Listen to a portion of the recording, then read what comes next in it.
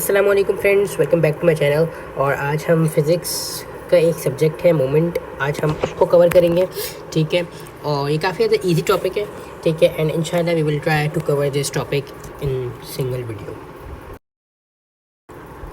सामने मैंने मोमेंट की डेफिनेशन लिखी है। Moment is a turning effect of force which is the product of force applied and perpendicular distance from pivot.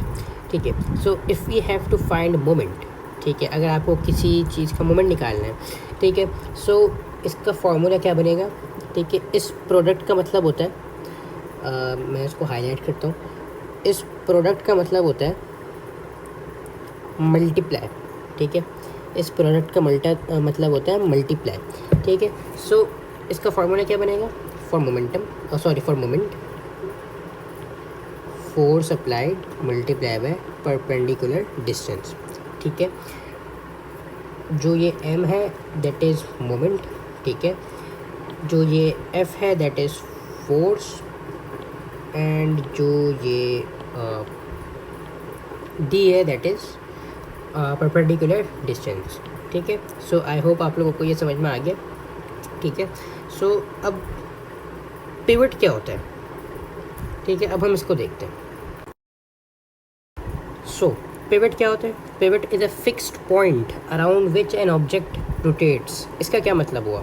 ठीक है, अब मैं आपको इसकी एक ड्राइंग बताता हूँ। ड्राइंग से अब मैं इसको समझाने की कोशिश करता हूँ। ठीक है, फॉर एग्ज़ाम्पल ये एक वो है, हैंडल है, डोर का हैंडल है। ठीक है, जिसका ये यहाँ पे फिक्स है। ठीक है, अब आप लोग यकीनन इसको ऊपर से फोर्स लगाएंगे। ठीक है, तो ये नीचे की तरफ रोटेट होगा। ठीक है, ये नीचे की तरफ रोटेट होगा तो क्या होगा कि दरवाज़ा आपका खुल जाएगा। ठीक है, ये जो डोर का हैंडल है, ठीक है, आप इसको ऊपर की तरफ से फोर्स लगाएंगे। ठीक है, तो ये नीचे की तरफ रोटेट होगा। ठीक है, फिर रोटेट होते होते ये यहाँ पर आ जाएगा, कुछ इस तरह की कंडीशन में आ जाएगा। ठीक है, ड्राइंग थोड़ी सी अजीब सी है, थोड़ा सा इग्नोर कर दीजिएगा। ठीक है, आपने ऊपर से इसको फोर्स लगाई और ये नीचे की तरफ रोटेट हुआ तो ये कुछ इस तरह से हो जाएगा कि ये जो हैंडल है ये नीचे की तरफ आ जाएगा और आपका दरवाज़ा खुल जाएगा। ठीक है, तो यहाँ पे इसका पिवट क्या है। यहाँ पे इसका पिवट ये डॉट है, इट इज़ द पिवट। ठीक है, ये इसका पिवट है। ठीक है, इसकी मदद से दरवाज़ा नीचे गया। अगर ये ना होता तो ये कभी भी रोटेट नहीं कर पाता। ठीक है, ये कभी भी रोटेट नहीं कर पाता अगर पिवट ना हो। पिवट अगर होगा इसका मतलब क्या होगा कि जो भी ऑब्जेक्ट है देन इट कैन रोटेट। ठीक है, रोटेट होगा पिवट। आई होप आप लोगों को समझ में आ गया। ठीक है, अब हम आगे चलते हैं। जी, तो नीचे मैंने कुछ लिखा है, समराइज़ मैंने किया है जो भी हमने ऊपर पढ़ा है। ठीक है, मैंने ऐसा यूनिट नहीं बताया था मोमेंट का। ठीक है, फॉर्मूला मोमेंट का होता है force applied multiply by perpendicular distance from pivot. ठीक है, पिवट क्या होता है, एक फिक्स पॉइंट होता है जिसकी मदद से ऑब्जेक्ट रोटेट होता है। ठीक है, और जो मोमेंट का ऐसा यूनिट है दैट इज़ न्यूटन मीटर। ठीक है, न्यूटन मीटर।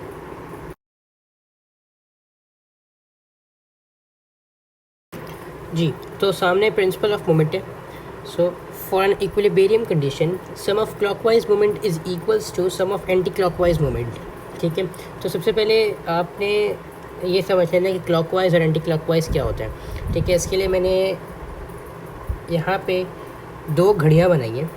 ठीक है, पहली वाली घड़ी में जो कि क्लॉकवाइज है उसमें जो कांटा 12 पर है, जो एरो 12 पर है, ठीक है, वो 3 पे चला जाता है। ठीक है, फिर वो 3 से 6 पे आ जाता है, फिर 6 से वो 9 में चला जाता है। ठीक है, इसका मतलब क्या हुआ कि ये राइट साइड पे घूम रहा है। ठीक है, तो जो एरो राइट साइड पे घूम रहा है इट्स मीन कि वो क्लॉकवाइज है। ठीक है, और एंटी क्लॉकवाइज में घड़ी उल्टी घूम रही है, मतलब कि 12 से 9 पे आया, 9 से 6 पे आया, 6 से 3 पे गया। ठीक है, मतलब कि ये लेफ़्ट साइड पर है। ठीक है, ये एंटी क्लॉकवाइज हो गया। अब इसी तरह हम एक मिसाल ले लेते हैं सी सॉ की। ठीक है, फॉर एग्ज़ाम्पल ये एक सीसो है, दिस इज सीसॉ, ठीक है। यहाँ पे एक बच्चा बैठा है, ठीक है। यहाँ पर भी एक बच्चा बैठा है, ठीक है। फॉर एग्ज़ाम्पल इसका वेट है 50 kg, इसका है 45 kg, ठीक है। तो जाहिर सी बात है, कॉमन सेंस अगर हम यूज़ करें, ठीक है, सो इसका वेट ज़्यादा है, सो ये नीचे की तरफ ज़्यादा होगा, ठीक है। इसका मतलब क्या हुआ, ये लेफ़्ट साइड पर है और ये नीचे की तरफ आ रहा है, इट्स मीन कि ये एंटी क्लॉकवाइज है, ठीक है। This is anti clockwise. Similarly अगर इसका वेट 50 हो जाता है और इसका 45 कर देते हैं, ठीक है, सो कॉमन सेंस की बात है, यहाँ से फिर नीचे आएगा तो ये हो जाएगा, चूँकि ये राइट साइड पर है और राइट साइड से नीचे आ रहा है, इसका मतलब क्या हुआ कि ये क्लॉकवाइज है, ठीक है, ये क्लॉकवाइज हो गया। सो आई होप आप लोगों को ये क्लियर है, ठीक है। तो अब हम दरअसल हमने मोमेंट का जो पूरा टॉपिक है हमने उसको ख़त्म कर लिया है, ठीक है। बट आप लोगों को शायद प्रिंसिपल ऑफ मोमेंट समझ में ना आया हो सही से, ठीक है। हम इसके क्वेश्चंस करेंगे, ठीक है, एंड आई एम 100% श्योर कि आपको क्वेश्चन में ये ज़रूर समझ में आ जाएगा, ठीक है, कि सीन क्या है। आप लोग बस प्रिंसिपल ऑफ मोमेंट में इक्विलिब्रियम कंडीशन, इसको जिसको भी मैंने हाईलाइट किया है, आप इसको समझ लें, इक्विलिब्रियम कंडीशन क्या होती है, देन ऑटोमेटिकली आपको सब समझ में आ जाएगा। आप इक्विलिब्रियम को समझें। इक्विलिब्रियम का मतलब होता है, इक्विलिब्रियम कंडीशन का मतलब ये होता है, ठीक है, मैं इसको कॉपी कर लेता हूँ और नीचे इसकी डेफिनेशन पूरी लिख देता हूँ। इसको कॉपी करो, ठीक है, यहाँ पे लाके पेस्ट किया। इक्विलिब्रियम कंडीशन क्या होती है? इक्विलिब्रियम कंडीशन का मतलब होता है बैलेंस, ठीक है। इक्विलिब्रियम कंडीशन का मतलब होता है बैलेंस। अब फॉर एग्जांपल अगेन एक सीसॉ है, ठीक है, एक बड़ा सा सीसॉ है, ठीक है। अच्छा, एक बात तो आप लोग मुझे बताएं कि जो ये बीच में ट्रायंगल है, ये जो ट्रायंगल है ये क्या है? What is this? ठीक है, ये आप लोग ज़रा सोचें, ठीक है, कमेंट ज़रूर कीजिएगा, ठीक है, क्योंकि एंड में तो इसका आंसर मैंने वैसे ही बता देना, तो आप लोग एक गेस लगाएं कि ये क्या है, ये ट्रायंगल है क्या, ठीक है। अच्छा, फॉर एग्ज़ाम्पल ये एक बच्चा है, ठीक है, ये एक बच्चा है, ठीक है, इसका वेट है 50 kg, ठीक है, हट्टा कट्टा बच्चा है, इसका भी 50 kg है, ठीक है, एंड इसका जो डिस्टेंस है triangle say that is 1 metre, ठीक है, 1 मीटर लगा लेते हैं, और इसका भी 1 मीटर है, ठीक है। सो क्या होगा, दोनों 1 मीटर के फासले पे हैं और दोनों का वेट भी सेम है, ठीक है। इसका मतलब ये है कि जो ये सीसो है, जो ये बीम है, ठीक है, फिज़िक्स की लैंग्वेज में हम इसको कहते हैं बीम, ठीक है। सो जो ये बीम है it is balanced, it is balanced, ठीक है। और जो ये ट्रायंगल है दैट इज़ पिवट, ठीक है, ये पिवट है। क्यों है ये पिवट? क्यों है? क्योंकि ये एक फ़िक्स है, ठीक है, यहाँ पे ये फ़िक्स है, जिसकी वजह से अगर तो ये नीचे होगा तो ये भी रोटेट करेगा, अगर ये नीचे होगा ये रोटेट करेगा, ठीक है। मतलब कि क्या हो रहा है, ये रोटेट करेगा, ठीक है। तो this is pivot. So I hope आप लोगों को समझ में आ रहा है, ठीक है। अभी मैं इसके कुछ क्वेश्चंस कराऊंगा तो आप लोगों को प्रिंसिपल ऑफ मोमेंट भी समझ में आ जाएगा। आपने बस इक्विलिब्रियम कंडीशन को याद रखना है। इक्विलिब्रियम कंडीशन मींस बैलेंस, कि बीम जो है वो बैलेंस है, ऑब्जेक्ट जो है वो बैलेंस है, ठीक है जी। तो सामने एक मैंने सीसॉ बनाया है, ठीक है, जिसके ऊपर 3 आदमी बैठे हैं, ठीक है, विद देयर रिस्पेक्टिव वेट्स, ठीक है। एक का वेट है 65 kg, एक का वेट है 52 और एक का वेट है 60, ठीक है। जो पिवट की राइट साइड पे बैठे हैं उनमें से एक का जो डिस्टेंस है दैट इज़ 3 मीटर, ठीक है। परपेंडिकुलर डिस्टेंस फ्रॉम पिवट जो पहले वाले बंदे का है वो है 3 मीटर्स, जो दूसरे वाले का है वो है 5 मीटर्स, ठीक है। नाउ क्वेश्चन क्या कह रहा है, what is the distance of other person sitting on the other side of pivot to attain equilibrium condition. Now equilibrium condition use हुआ है यहाँ पे, इक्विलिब्रियम कंडीशन का नाम यहाँ पे यूज़ हुआ है, ठीक है। इसका मतलब क्या हुआ, प्रिंसिपल ऑफ मोमेंट लगेगा।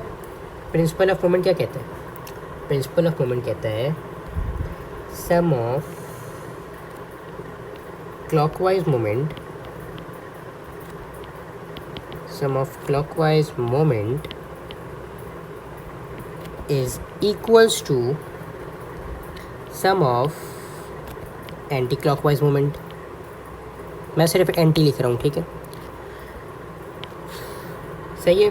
सो according to the situation, according to the diagram, इसका मोमेंट m1 हो जाएगा, ठीक है।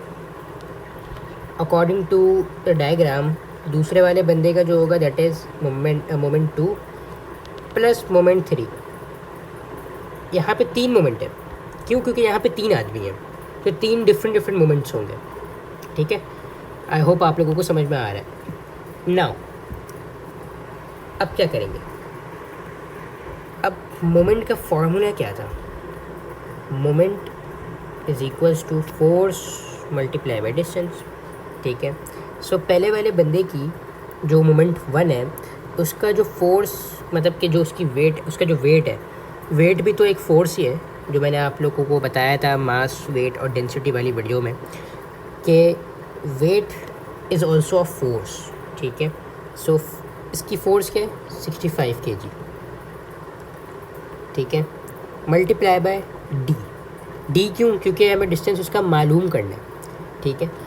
दूसरे वाले बंदे का मोमेंट क्या है, ठीक है, 52 kg और जो उसका परपेंडिकुलर डिस्टेंस है दैट इज़ 3, ठीक है। अगर हम इसको ब्रैकेट में कर लें so I think it would be better, and अगर हम वाइट से, या वाइट इज़ परफेक्ट। अच्छा, इसका क्या है 52 मल्टीप्लाई बाय 3, ठीक है, प्लस 60 मल्टीप्लाई बाय 5, सही है। अब इनको हम सॉल्व करते हैं, ठीक है। फिज़िक्स के पेपर में कैलकुलेटर अलाउड होगा, सो आप इसको कैलकुलेट कर लें। मेरे पास अभी कैलकुलेटर है नहीं, सो मुझे आईपैड का यूज़ करना पड़ेगा। सो क्या पता मैं कैलकुलेटर पे जाऊं और ये रिकॉर्डिंग बंद हो जाए, सो ज़रा इस कोताही को इग्नोर कीजिएगा। कैलकुलेटर ये रहा, 52 मल्टीप्लाई बाय 3 156, ठीक है, 60 मल्टीप्लाई बाय 5, सो ये हो जाएगा 65, ये हो जाएगा 65D is equals to 52 multiply by 3 156 plus 300, ठीक है जी। आई होप आप लोगों को क्लियर है, ठीक है। अब सिंपल काम है, बिल्कुल सिंपल काम है, इसमें आपको रॉकेट साइंस नहीं है, कोई इसमें घबराने वाली बात नहीं है। 156 प्लस 300 456, और इसको 65 से अब हम डिवाइड करवा देंगे क्योंकि हमें डिस्टेंस चाहिए। 456 डिवाइडेड बाय 65, ठीक है। Answer will be, let me calculate, 456 divided by 65, 7.01 something आ रहा है, सो 7 हुआ, ठीक है। सो जो डिस्टेंस दूसरे वाले बंदे का है दैट इज़ 7, ठीक है। सो अगर हम अब ऊपर चलें और डायग्राम में हम इसको 7 मीटर मार्क कर देते हैं, ठीक है। अच्छा, सो अब हुआ क्या, अब हम नीचे लिखते हैं स्टेटमेंट आपको समझाने के लिए। पेपर में अगर बोला होगा तो आप लोग ज़रूर लिखिएगा, नहीं बोला होगा तो कोई वैसी बात नहीं है कि आप लिखें, ठीक है। मैं लेकिन आप लोगों को समझाने के लिए लिख रहा हूँ। To attain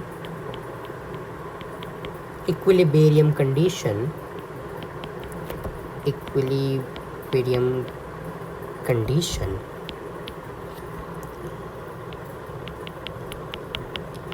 the person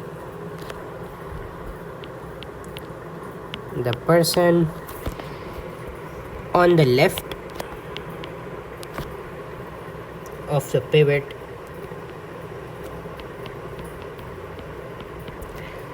should be exactly 7 meter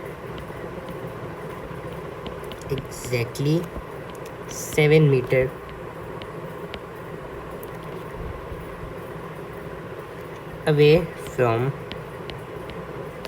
pivot. ठीक है, मतलब कि डिस्टेंस उसका 7 मीटर तक का होना चाहिए to attain equilibrium condition.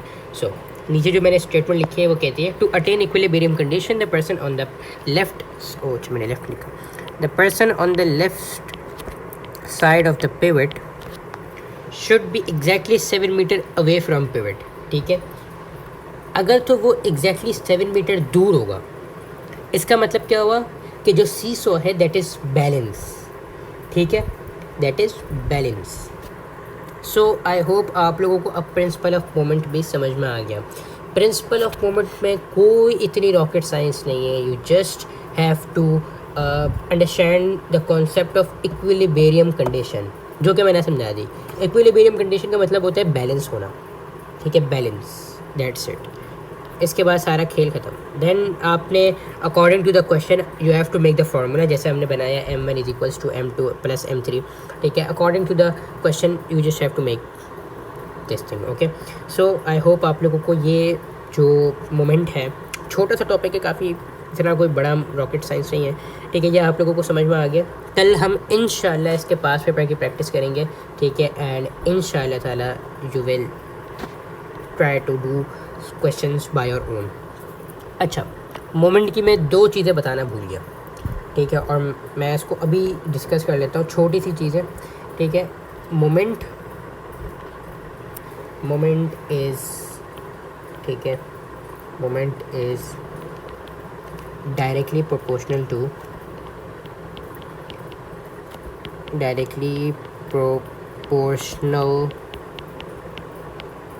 To force and distance. मतलब कि जितना फोर्स होगा उतनी ही मोमेंटम उतना ही बढ़ेगा, जितना डिस्टेंस होगा मोमेंट उतना ही बढ़ेगा. मोमेंट. ठीक है, so moment is directly proportional to force and distance. ठीक है, मोमेंट की हम एक चीज़ भूल गए, सेंटर ऑफ मास मैं आप लोगों को करवाना भूल गया. ठीक है, आसान सी चीज़ें, सेंटर ऑफ मास अभी डिस्कस कर लेते ताकि ना कल हम फिर क्लियर हो सारी चीज़ों से, और कल सीधा पास पेपर हम लोग सॉल्व करें. ठीक है, सेंटर ऑफ मास क्या होता है? ठीक है, इट इज़ अ पॉइंट. ठीक है, it is a point eight which the entire mass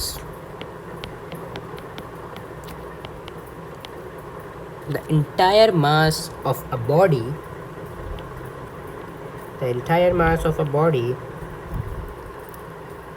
is concentrated or located.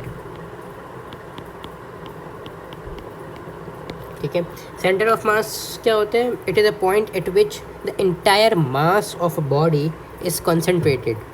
ठीक है, मतलब कि सेंटर ऑफ मास क्या होगा? फॉर एग्जांपल सर्कल है. ठीक है, सर्कल है, इसका सेंटर ऑफ मास बीच में होगा. ठीक है, फॉर एग्जांपल रेक्टेंगल है. ठीक है, ओ ये क्या बन गया? फॉर एग्जांपल रेक्टेंगल है, इसका सेंटर ऑफ मास बीच में होगा क्योंकि इसका सारा का सारा मास बीच में होता है. ठीक है, सो आई होप आप लोगों को ये क्लियर है. ठीक है, सेंटर ऑफ मास भी. और बस ये इतना कोई बड़ा टॉपिक नहीं है, कोई इतनी रॉकेट साइंस नहीं है इसमें. सिंपल सी चीज़ है, आपने मोमेंट की डेफिनेशन याद करनी है क्योंकि पेपर में डेफिनेशन पूछते हैं. ठीक है, आपको प्रिंसिपल ऑफ मोमेंट याद होना चाहिए। प्रिंसिपल ऑफ मोमेंट में आपने बस ये जो लाइन मैंने लिखी थी ना, for an equilibrium condition sum of clockwise moment is equals to sum of anti clockwise moment, बस।